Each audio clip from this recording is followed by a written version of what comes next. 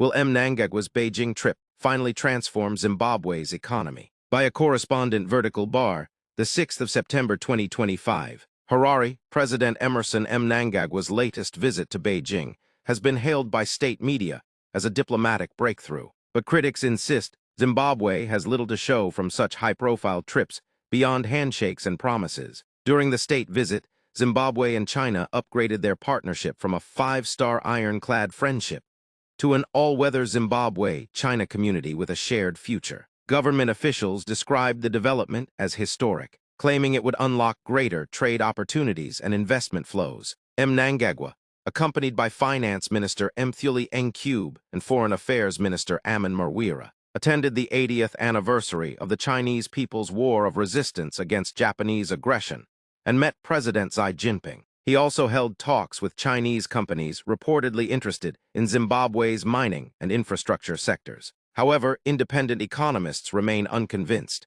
"We have heard this song before," one economist told this reporter. "Every trip is packaged as a billion-dollar windfall, yet the people still face poverty, hospitals lack medicine, and graduates remain jobless. Without governance reforms and transparency, Beijing visits will not transform the economy." Analysts also warned that Zimbabwe risks deepening resource dependency rather than building sustainable industries. China's priority has always been resource extraction, the economist added.